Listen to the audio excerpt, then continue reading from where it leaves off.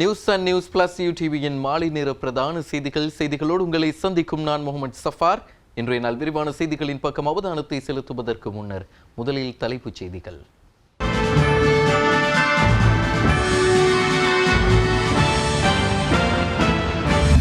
பதினோராம் திகதி முதல் புதிய ஒழுங்கில் பயணிக்க தயாராகும் கொழும்பில் தொடரும் PCR பரிசோதனை. கோவிட் பெயரில் தகனம் செய்ய முயற்சித்த முஸ்லிம் பெண்ணின் ஜனாசா இன்று நல்லடக்கம். அக்கறை கொண்டவர்கள் சம்பளத்தை அர்ப்பணிப்பர் என்கின்றார் பந்துல.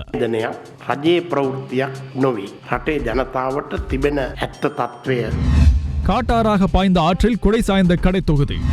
கோவிட் வைரஸ் பெயரில் விதைக்கப்படும் இனவாதத்துக்கு முற்றுப்புள்ளி வைக்க வேண்டும் என்கிறது ஐநா.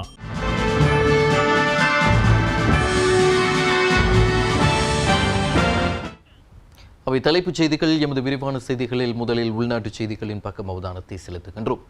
எதிர்வரும் 11ஆம் திகதியிலிருந்து பொதுமக்களின் வாழ்க்கை நிலையை வளமை நிலைக்கு கொண்டு வருவதற்கான வேலை திட்டம் குறித்த விசேட வர்த்தமானி வெளியிடப்பட உள்ளதாக பிரதி போலீஸ் மா அதிபர் அஜித் ரோகன் தெரிவித்துள்ளார். இதுவரை நாடளாவிய ரீதியில் அமுலில் உள்ள ஊரடங்கு சட்டம் எதிர்வரும் 11ஆம் திகதி காலை 5 மணி வரை தொடர்ந்து அமுலில் இருக்கும் என ஜனாதிபதி ஊடக பிரிவு அறிவித்துள்ளது. எதிர்வரும் 11ஆம் திகதியிலிருந்து பொதுமக்களின் வாழ்க்கை நிலையை வளமை நிலைக்கு கொண்டு வருவதற்கான வேலை திட்டம் குறித்த விசேட வர்த்தமானியை அடுத்த சில நாட்களில் அரசாங்கம் வெளியிட உள்ளது.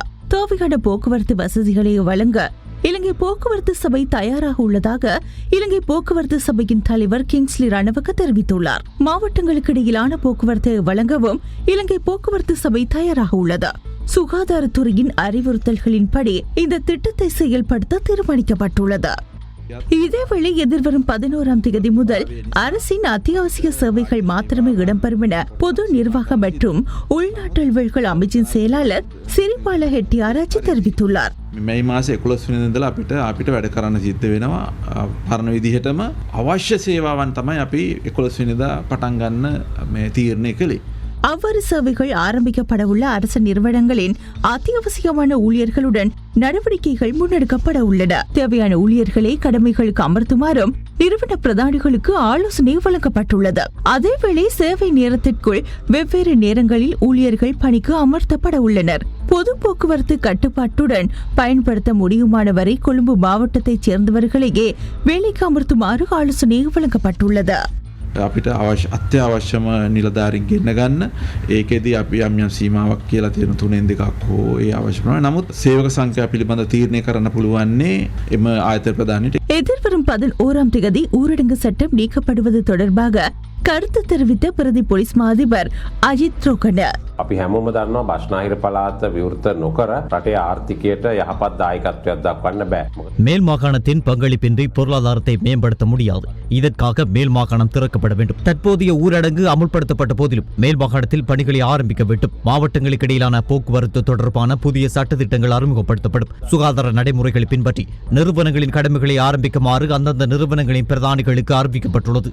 அதேபோல் தனியார் நிறுவனங்களின் கடமைகளை காலை 10 மணிக்கு ஆரம்பிக்குமாறும் குறிப்பிட்ட ஊழியர்களை கடமைகளுக்கு அமர்த்துமாறும் நிறுவன பிரதானிகளுக்கு ஆலோசனை வழங்கப்பட்டுள்ளது. இருந்தாலும் மாவட்டத்தை தாண்டி வேலைகளுக்காக வர முடியுமா? அதற்கான போக்குவரத்து வசதிகள் எவ்வாறு இருக்கும் என மக்கள் மத்தியில் பல சந்தேகங்கள் இருக்கின்றன. என்றாலும் அத்தியாவசிய தேவைகளுக்காக நாம் ஒரு வரைபை தயாரித்துள்ளோம். எனவே பொதுமக்களின் வாழ்க்கை நிலையை வளமை நிலைக்கு கொண்டு வருவதற்கான வேலை திட்டம் குறித்த விசேட வர்த்தமானியை வெளியிடுவதற்கு எதிர்பார்த்திருக்கின்றோம். இது தொடர்பாக விசேட பேச்சுவார்த்தைகள் இடம்பெற்று வருகின்றது. தனிமைப்படுத்தல் சட்டங்களை மீறுவோருக்கு எதிராக வழக்கு தாக்கல் செய்ய நடவடிக்கை மேற்கொள்ளப்படும். சட்டங்களுக்கு அமைய செயற்படும் அரசு அதிகாரிகளுக்கு அழுத்தம் கொடுக்கும் நபர்களுக்கு எதிராக சட்ட நடவடிக்கை எடுக்கப்படும் என்றும் பிரதி போலீஸ் மா அதிபர் அஜித் ரோகன் மேலும் தெரிவித்தார். රාජකාරී වාර්තා කිරීමේදී ඒ ක්‍රමවේදය ඒ ආකාරයටම ක්‍රියාත්මක කිරීමට තමයි බලධාරීන් අදහස් කරන්නේ. විශේෂයෙන්ම අපි මේ සම්බන්ධව යම් නීති රීති රෙගුලාසි ප්‍රකාශයට පත් කරන්න නියමිතව තිබෙනවා.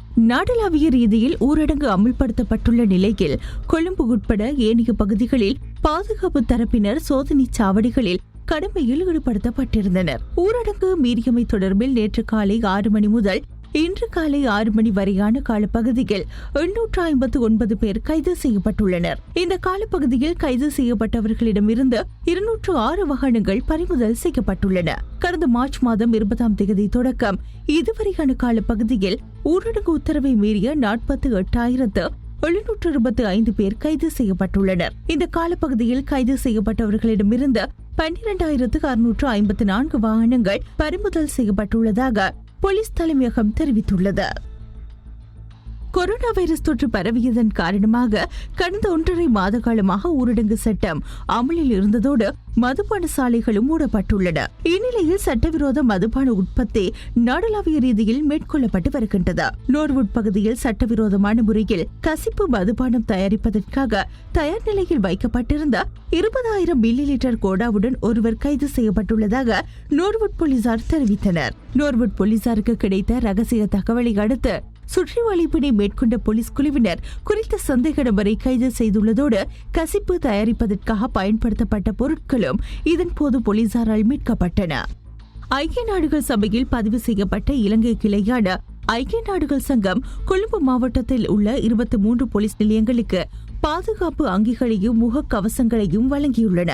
பாணந்துறை, கல்கிசம் மற்றும் கொழும்பு ஆகிய இடங்களில் உள்ள 23 போலீஸ் நிலையங்களுக்கு இவை வழங்கப்பட்டுள்ளன. இன்று வாளித்தோட்ட போலீசாருக்கான 20 பாதுகாப்பு அங்கிகளும் முகக்கவசங்களும் வழங்கி வைக்கப்பட்டன. நாட்டில் கோவிட்-19 தொற்றாளர்களுடைய எண்ணிக்கை 824ஆக உயர்வடைந்து விட்டது. இதில் 240 பேர் தொற்றிலிருந்து முழுமையாக குணமடைந்துள்ளனர். நாட்டில் நேற்று இனங்காணப்பட்ட 27 கோவிட் தொற்றாளர்களில் 25 பேர் கடற்படை வீரர்கள் என்பதோடு ஒருவர் துபாயிலிருந்து நாட்டுக்கு அழைத்து வரப்பட்டவர். இந்நிலையில் வெளிநாடுகளிலிருந்து வருகை தருகின்ற சகலரையும் தனிமைப்படுத்தல் நிலையங்களுக்கு அனுப்ப வேண்டியுள்ளதாக சுகாதார சேவைகள் திணைக்கள பணிப்பாளர் அனில் ஜாசிங்க தெரிவித்துள்ளார்.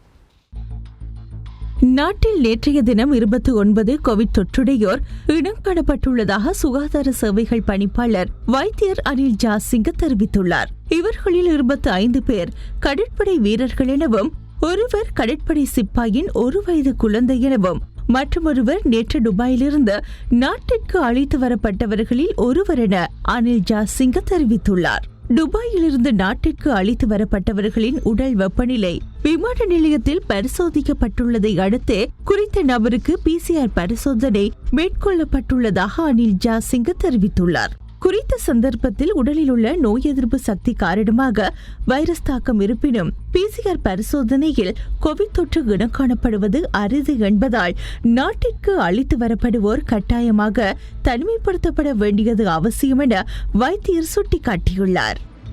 இதேவேளை கொழும்பு நகர சபைக்குட்பட்ட பகுதிகளில் தொடர்ச்சியாக 7 மாறாக PCR பரிசோதனை நடத்தப்பட்டு வருகின்றது.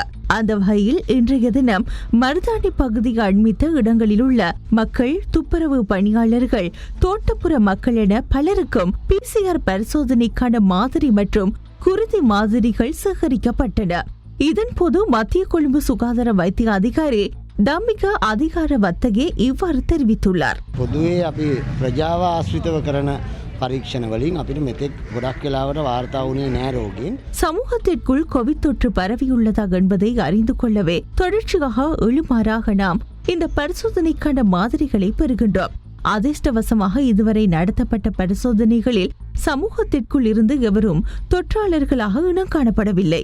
இதுவரை இனம் காணப்பட்டவர்களில் அதிக அளவிலானோர் ஏற்கனவே தொற்றுடைய நபர்களோடு தொடர்பு பட்டவர்கள். இருப்பினும் கொழும்பு மாநகர சபைக்குட்பட்ட மக்கள் செறிந்து வாழும் இடங்களில் PCR பரிசோதனைகளை நடத்துவதற்கு எதிர்பார்ப்பதாக அவர் தெரிவித்தார். கொழும்பு தெமட்டகொட பகுதியில் உள்ள பொது மக்களிடையேயும் இன்று கோவிட்-19 வைரஸை கண்டறிவதற்கான மாதிரிகள் பெறப்பட்டன. இந்நிலையில் நேற்றைய தினம் 1553 PCR பரிசோதனைகள் மேற்கொள்ளப்பட்டுள்ளதாக வைத்தியர் அனில் ஜாசிங்க தெரிவித்தார். மே மாதம் 1ஆம் தேதி முதல் நேற்று வரை 9660 PCR பரிசோதனைகள் மேற்கொள்ளப்பட்டுள்ளதாக சுகாதார மேம்பாட்டு பணியகம் அறிவித்துள்ளது. இதுவரை கோவிட் வைரஸை கண்டறிவதற்காக 32,078 PCR பரிசோதனைகள் மேற்கொள்ளப்பட்டுள்ளன. இன்று மாலை 6 மணி வரையிலான நிலவரப்படி இலங்கையில் கொரோனா வைரஸ் தொற்றுக்குள்ளானவர்களுடைய எண்ணிக்கை 824ஆக உயர்வடைந்துள்ளது. இதில் 575 பேர் தொடர்ந்தும் நாடளாவிய ரீதியில் உள்ள 7 மருத்துவமனைகளில் சிகிச்சை பெற்று வருகின்றனர். இதில் 119 பேர் தேசிய தொற்றுநோய் விஞ்ஞான பிரிவிலும், வெளிக்கந்த ஆதார வைத்தியசாலையில் 53 பேரும், IDH மருத்துவமனையில் 85 பேரும், இரண்டவில் வைத்தியசாலையில் 18 பேரும், காத்தன்குடி ஆதார வைத்தியசாலையில் 59 பேரும், கடற்படை வைத்தியசாலையில் 181 பேரும், ஹோமாகம ஆதார வைத்தியசாலையில் 60 பேரும் சிகிச்சை பெற்று வருகின்றனர். கோவிட் தொற்று இருக்கலாம் என்ற சந்தேகத்தின் அடிப்படையில் 135 பேர் நாடளாவிய ரீதியிலுள்ள வைத்தியசாலைகளில் சிகிச்சை பெற்று வருகின்றனர். மேலும் கொரோனா வைரஸ் தொற்றுக்குள்ளானவர்களில் 240 பேர் பூரணமாக குணமடைந்துள்ளனர். இதுவரை 9 மரணங்கள் பதிவாகியுள்ளன. இதனிடையே கோவிட் தொற்றினால் பாதிக்கப்பட்ட கடற்படை வீரர்கள் மற்றும் அவர்களுடன் தொடர்பு பட்டவர்களுடைய எண்ணிக்கை 426 உயர்வடைந்துள்ளது. மாவட்ட ரீதியில் கொழும்பு மாவட்டத்திலேயே அதிக அளவிலானோர் இதுவரை பாதிக்கப்பட்டுள்ளனர். கொழும்பு மாவட்டத்தில் 150 பேரும், புத்தளம் மாவட்டத்தில் 35 பேரும், கம்பஹா மாவட்டத்தில் 36 பேரும், களுத்துறை மாவட்டத்தில் 34 பேரும் இனம் காணப்பட்டுள்ளனர். மேலும் தனிமைப்படுத்தல் நிலையங்களில் இருந்து 106 பேரும், கடற்படையைச் சேர்ந்த 393 பேரும், கடற்படை தவிர்ந்த ஏனைய படையினர் 11 பேரும் இத்தொற்றால் பாதிக்கப்பட்டுள்ளனர். இதேவேளை கொழும்பு IDH மருத்துவமனையில் சேவையாற்றும் தாதியர்களுக்கான விடுதி தொகுதி இன்று சுகாதார அமைச்சர் பவித்ரா வன்னியாராச்சி தலைமையில் திறந்து வைக்கப்பட்டது. இங்கு உரையாற்றிய சுகாதார அமைச்சர், COVID-19 මේ රටේ පැරදෙව්වේ කොහොමද කියලා කතාව ලියන වෙලාවේ IDH රෝහලේ ඉන්න විශේෂඥ வைத்தியතුමන්ලා நாட்டின் மிகப்பெரிய சொத்து இந்த IDH வைத்தியசாலை. மேலும் எமது நாட்டில் கோவிட் தொற்று இதுவரை சமூகமயமாக்கப்படவில்லை. இதற்கு முக்கிய காரணம் ஜனாதிபதியின் தலைமைத்துவம். ஜனாதிபதி இந்த கோவிட் கட்டுப்பாட்டில் எந்த ஒரு தீர்மானத்தையும் விசேட வைத்திய நிபுணர்களின் ஆலோசனைக்கு அமையவே மேற்கொண்டார். இதனாலேயே இதுவரை கோவிட் சமூகத்திற்குள் ஊடுருவவில்லை. அதேபோன்று IDH வைத்தியசாலையின் பணிக்குழாம் கோவிட் கட்டுப்படுத்தலில் பிரதான பங்காளர்களாக செயற்படுகின்றனர். இங்கு பெயர் குறிப்பிடாத நபர்களுடைய அர்ப்பணிப்பு அளப்பரியது. නම කියවෙන්නේ නැති මේ වැඩේ හරියටම කරපු වීරයෝ විදියට පදක් අන්දිනවා නම් ජනාධිපතිතුමයි අගමැතිතුමයි ගාවට දෙන්න ඕනි මේ රෝහලේ කාර්ය මණ්ඩලයට කියන එක මම මතක් කරන්න ඕනේ. மாத்தறை வெலிகம பிரதேசத்தில் உயிரிழந்த பெண்ணுக்கு கோவிட் தொற்று இல்லை என்பது உறுதியான பின்னர் அவரது ஜனாசா அடக்கம் செய்யப்பட்டுள்ளது. குறித்த பெண் நீண்ட நாள் நோய்வாய்ப்பட்டிருந்த நிலையில் உயிரிழந்ததாகவும் இதனை கோவிட் மரணம் என்ற தோற்றத்தை ஏற்படுத்தி சடலத்தை தகனம் செய்ய எடுக்கப்பட்ட முயற்சி பெரும் போராட்டத்திற்கு பின் தடுத்து நிறுத்தப்பட்டதாகவும் வெலிகம நகரசபை தலைவர் ரொஹான் ஜெயவிக்ரம UTVக்கு தெரிவித்தார். மாத்தறை வெலிகம பிரதேசத்தில் நீண்ட நாள் நோய்வாய்ப்பட்டிருந்த பெண் ஒருவர் உயிரிழந்த நிலையில் அவரது உடலை அடக்கம் செய்ய உறவினர்கள் ஏற்பாடு செய்திருந்தனர். எனினும் குறித்த பெண் கோவிட் தொற்றினால் உயிரிழந்துள்ளதாக தெரிவித்து சடலத்தை எரிக்க சிலர் முயற்சித்ததாகவும் இனவாத ரீதியாக இவ்வாறான சந்தர்ப்பங்களை பயன்படுத்த சிலர் முயற்சித்ததாகவும் வெலிகம நகரசபை தலைவர் ரெஹான் ஜெயவிக்ரம குற்றம் சாட்டினார். வெலிகமையில் நேற்று நடந்த சம்பவம் குறித்து UTV செய்திப்பிரிவுக்கு விளக்கம் அளித்த நகரசபை தலைவர் ரெஹான் ஜெயவிக்ரම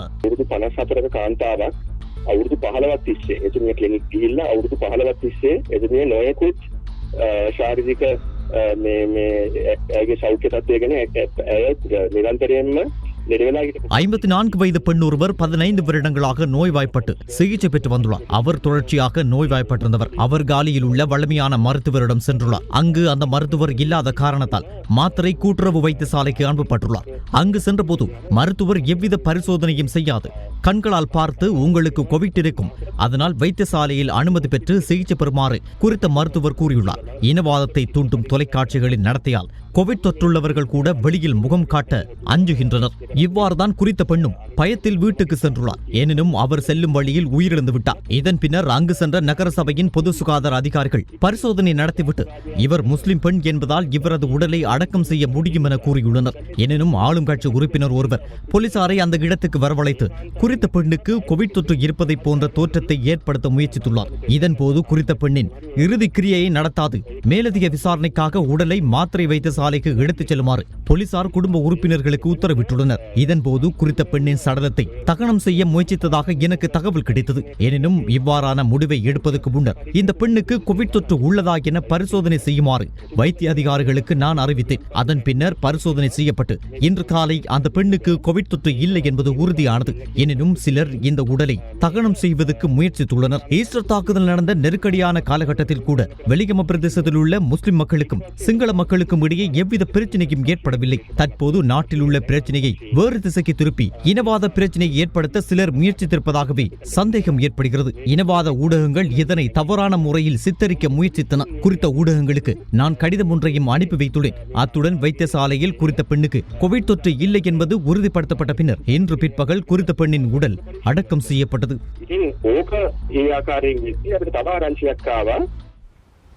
அரச ஊழியர்களின் மே மாத சம்பளத்தையோ அல்லது அதன் ஒரு பகுதியையோ அர்ப்பணிப்பது அரச ஊழியர்களின் தனிப்பட்ட விருப்பம் என அமைச்சர் பந்துல குணவர்தன தெரிவித்துள்ளார்.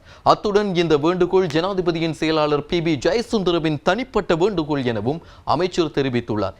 இதேவேளை முடியுமானவர்கள் வழங்க முடியும் எனவும் வழங்க முடியாது என்று சொல்கின்றவர்கள் அது அவருக்கான சுதந்திரம் எனவும் அவர் தெரிவித்துள்ளார்.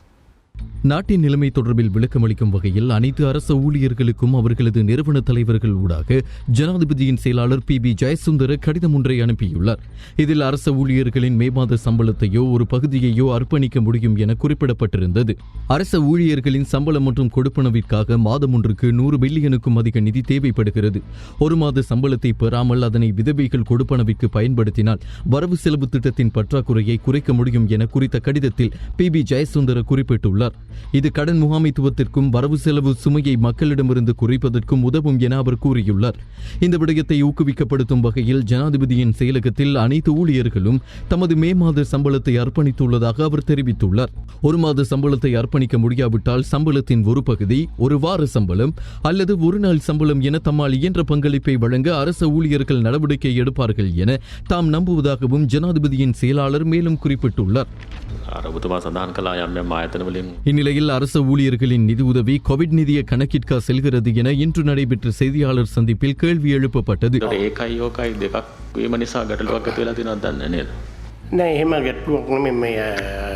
அரசு ஊழியர்களின் இந்த உதவி விதவைகளுக்கான கொடுப்பனவில் சேர்க்கப்படுகின்ற நிலையில் விதவைகளுக்கான கொடுப்பனவில் மீதம் ஏற்படும் என அமைச்சர் பதில் வழங்கினார்.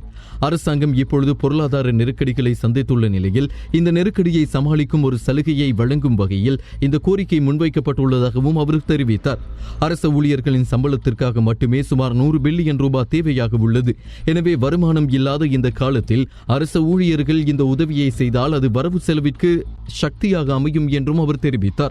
දැන් වැය අඩු වුණොත් ආදායම අඩු වෙලා තියෙන අවස්ථාවේ අයවැයට සහනයක් වෙන්න නිසා තමයි වැන්දපුවා අනත්දරු අරමුදලට මේ පරිත්‍යාගය කරන ලෙස ඉල්ලා සිටිලා තිබෙන්නේ. இந்நிலையில் ஜனாதிபதியின் செயலாளருக்கு இந்த கோரிக்கையை முன்வைக்க எந்த உரிமையும் இல்லை என மக்கள் விடுதலை முன்னணி உட்பட எதிர்க்கட்சி உறுப்பினர்கள் தொடர்ந்தும் கூறி வருகின்றனர்.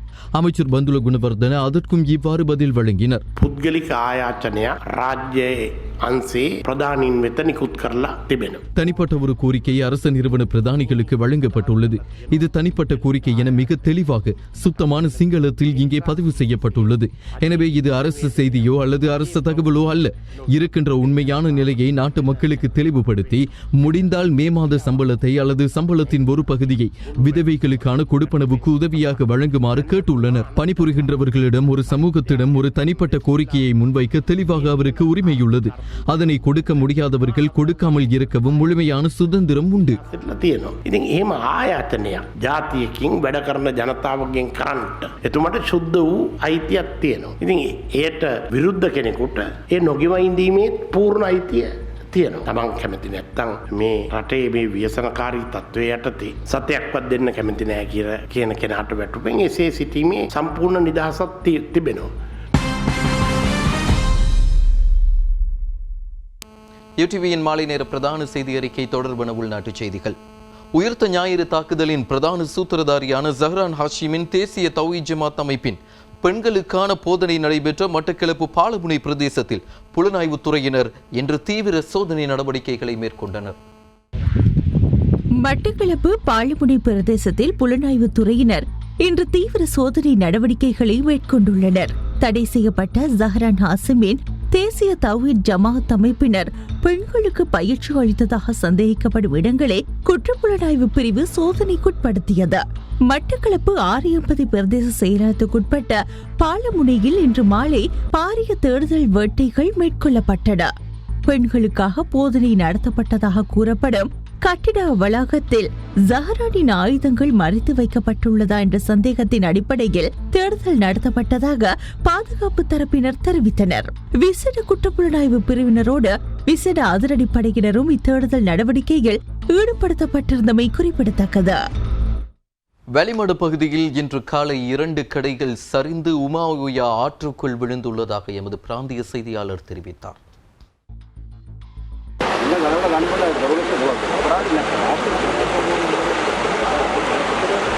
வெளிமடை நகரத்தில் அமைந்துள்ள 2 கடைகள் சரிந்து உமாவுயா ஆற்றில் விழுந்துள்ளன.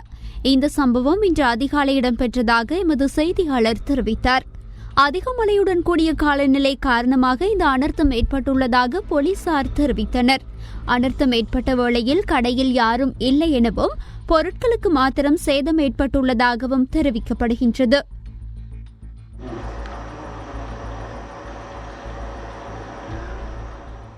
இதேவேளை நேற்றைய தினம் பெய்த அடைமழையினை தொடர்ந்து வெளிமடை அப்புத்தலை பிரதான வீதியில் மதில் சுவர் சரிந்து வீழ்ந்துள்ளதாக தெரிவிக்கப்படுகின்றது. இதனால் குறித்த வீதியில் சில மணித்தியாலங்கள் போக்குவரத்து தடைப்பட்டிருந்தமை குறிப்பிடத்தக்கது.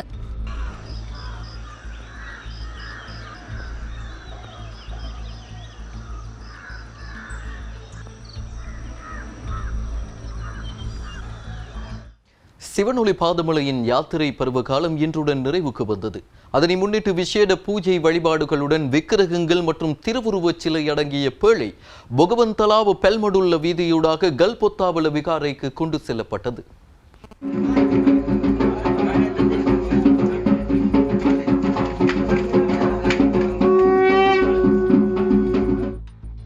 சிவனொளி பாதமலை யாத்திரை பருவகாலம் இன்று வெசாக் தினத்துடன் நிறைவுக்கு வந்தது. இதனை முன்னிட்டு சிவனொளி பாதமலை உச்சியில் விசேட பூஜை வழிபாடுகள் மற்றும் பிரித்தோதலை தொடர்ந்து விக்கிரகங்கள் மற்றும் திருவுருவச் சிலை ஆபரணங்கள் அடங்கிய பேழை இராணுவத்தினரால் கல்பொத்தாவல விகாரைக்கு கொண்டு செல்லப்பட்டது. சிவனொளி பாதமலை யாத்திரை பருவகாலம் கடந்த வருடம் டிசம்பர் மாதம் 11ஆம் தேதி ஆரம்பமானது. கொரோனா அச்சுறுத்தல் காரணமாக ஊரடங்கு சட்டம் அமல்படுத்தப்பட்டதாலும் மாவட்டங்களுக்கு இடையிலான பயணங்கள் தடை செய்யப்பட்டதனாலும் சிவனொளி பாதமலைக்கு செல்வோரின் எண்ணிக்கை கணிசமாக குறைந்திருந்தது.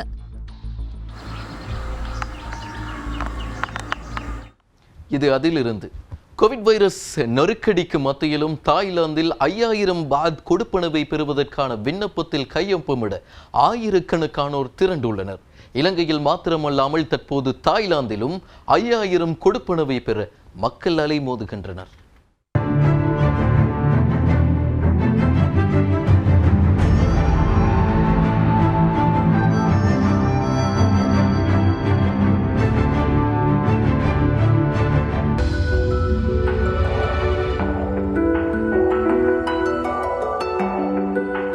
கொரோனா வைரஸினால் ஏற்பட்டுள்ள பொருளாதார நெருக்கடியை சமாளிப்பதற்காக அந்தந்த நாடுகள் மக்களுக்கு நிவாரணங்களை வழங்கி வருகின்றன. அந்த வகையில் 5000 தாய் பாத்களை 3 மாத காலத்துக்கு கொடுப்பனவாக வழங்குவதாக தாய்லாந்து அறிவித்துள்ளது.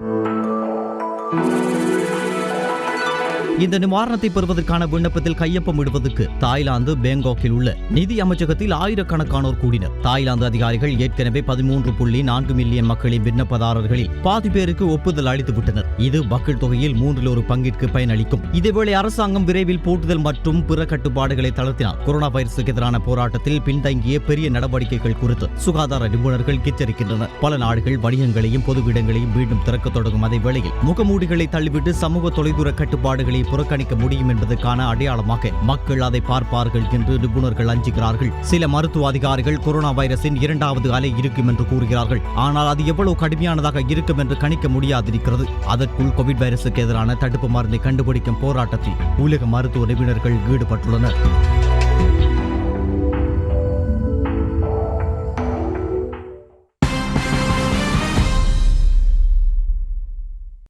யூடிவியின் மாலை நேர பிரதான செய்தி அறிக்கையில் தொடர்பான வெளிநாட்டுச் செய்திகள்.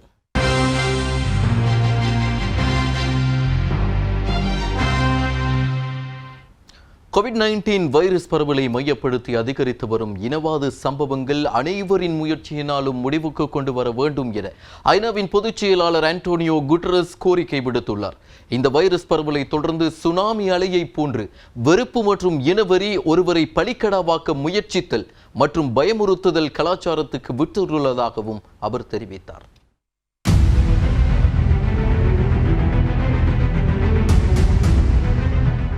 தெருக்களிலும் இணையங்களிலும் வெளிநாட்டவர் எதிர்ப்பு உணர்வு அதிகரித்துள்ளது. யூத விரோத சதி கோட்பாடுகள் பரவி இருக்கின்றன. கோவிட் தொடர்பான முஸ்லிம் எதிர்ப்பு தாக்குதல் சம்பவங்களும் நிகழ்ந்துள்ளன என்று ஐநாவின் பொதுச் செயலாளர் அண்டோனியோ குட்டரஸ் வருத்தம் தெரிவித்துள்ளார். தங்கள் பணியை மேற்கொண்டதற்காக செய்தியாளர்கள், மருத்துவர்கள், செவிலியர்கள், தூய்மை பணியாளர்கள் மற்றும் சமூக நல ஆர்வலர்கள் தாக்கப்பட்டுள்ளனர் என்று அவர் தெரிவித்துள்ளார். உலக அளவில் வெறுப்பு பேச்சுக்கு ஒரு முற்றுப்புள்ளி வைக்க நாம் அனைவரும் முன்வர வேண்டும் என்றும் தெரிவித்த அவர், இந்த பணியை ஊடகங்களும் சமூக ஊடக நிறுவனங்களும் தான் முன்னணியில் இருந்து பணியாற்ற வேண்டும் என்று வேண்டுகோள் விடுத்துள்ளார். புதிய புள்ளி விவரங்களின்படி இங்கிலாந்து மற்றும் வேல்ஸில் கொரோனா வைரஸால் கருப்பின ஆண்களும் பெண்களும் 2 மடங்கு அதிகமாக இறப்பார்கள் என்று தெரிவிக்கப்படுகின்றன. புள்ளி விவரங்கள் இந்த நோயின் ஏற்றத்தாழ்வுகளை நினைவூட்டுகின்றன. இதனால் பங்களாதேஷ் மற்றும் பாகிஸ்தான் மக்களும் இறப்பதற்கான கணிசமாக அதிக வாய்ப்புள்ளது என்று கூறியுள்ளது. அமெரிக்க ஜனாதிபதி டொனால்டு டிரம்பின் பிரத்யேக உதவியாளர் ஒருவருக்கு கொரோனா வைரஸ் தொற்று உறுதி செய்யப்பட்டுள்ளது. வெள்ளி மாளிகையில் பணியாற்றி வரும் அமெரிக்க ராணுவ வீரர் ஒருவருக்கு கொரோனா வைரஸ் தொற்று உறுதி செய்யப்பட்டமையினை தொடர்ந்து அமெரிக்க ஜனாதிபதி டொனால்டு டிரம்ப் மற்றும் துணை ஜனாதிபதி மைக் பென்ஸ் ஆகியோர் கொரோனா பரிசோதனைக்கு உட்படுத்தப்பட்டனர். எனினும் குறித்த இருவருக்கும் கொரோனா தொற்று இல்லை என உறுதிப்படுத்தப்பட்டுள்ளதாக வெள்ளை மாளிகை தெரிவித்துள்ளது. கொரோனா வைரஸ் தொற்றால் பேரிழப்பை சந்தித்துள்ள அமெரிக்காவில் மார்ச் மாதம் முதல் வேலை இல்லாமல் இருப்போரின் எண்ணிக்கை 3.33 கோடியாக அதிகரித்துள்ளது. இந்த எண்ணிக்கையானது அமெரிக்காவில் வேலை செய்வோரின் எண்ணிக்கையில் சுமார் 20% என சுட்டிக்காட்டப்பட்டுள்ளது. கொரோனா வைரஸ் தொற்றுக்கு உலக அளவில் பாதிக்கப்பட்ட நாடுகளில் முதல் நாடாக அமெரிக்கா விளங்குகின்றது. அங்கு இதுவரை 12 லட்சத்துக்கும் மேற்பட்டோர் பாதிக்கப்பட்டுள்ளனர். 76,000க்கும் மேற்பட்டோர் உயிரிழந்துள்ளனர். ஆப்கானிஸ்தானின் சுகாதார அமைச்சர் ஃபெரோசுதீன் ஃபெரோஸ் கோவிட் நோயால் பாதிக்கப்பட்டுள்ளார். போரினால் பாதிக்கப்பட்ட நாடு வைரஸ் பாதிப்பு அதிகரித்து வருவதாக அதிகாரிகள் உறுதிப்படுத்தியுள்ளனர். கடந்த சில நாட்களாக கொரோனா வைரஸின் அறிகுறிகளை அமைச்சர் அனுபவித்ததாக சுகாதார அமைச்சின் செய்தி தொடர்பாளர் வாகிதுல்லா மாயர் அனடோலி செய்தி நிறுவனத்திடம் தெரிவித்தார். தற்போது அவர் தனது வீட்டில் தனிமைப்படுத்தப்பட்டுள்ளார். கடந்த 24 மணி நேரத்தில் ரஷ்யாவில் கொரோனா தொற்றாளர்களின் எண்ணிக்கை 10,699 அதிகரித்துள்ளது. நாடு தழுவிய அளவில் 1,87,859 உயர்ந்துள்ளது என்று கொரோனா வைரஸ் நெருக்கடி மறுமொழி மையம் தெரிவித்துள்ளது. தொற்றினால் தொடர்ந்து 6வது நாளாக 10,000க்கும் அதிகமான எண்ணிக்கையை ரஷ்யா சந்தித்துள்ளது. ரஷ்யாவில் மொத்த இறப்பு எண்ணிக்கை 1,723 உள்ளது.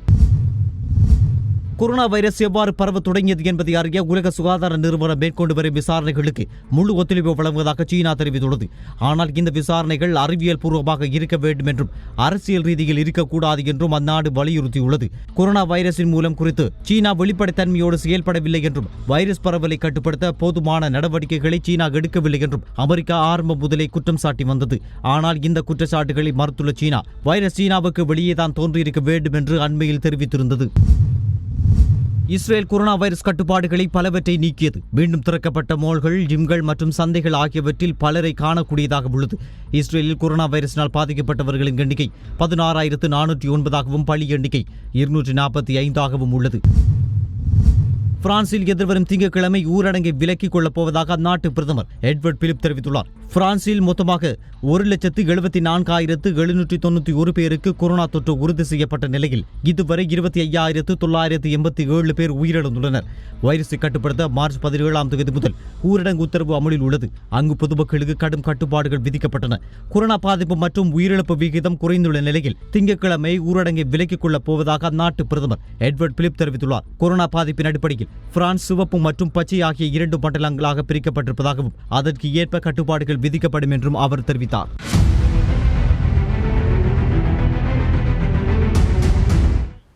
இந்தியாவின் விசாகப்பட்டினம் ரசாயன தொழிற்சாலையில் மீண்டும் விஷவாயு கசிவு ஏற்பட்டுள்ளதால் அதன் சுற்றுவட்டார பகுதியில் உள்ள மக்கள் தற்போது அங்கிருந்து வெளியேறி வருகின்றனர்.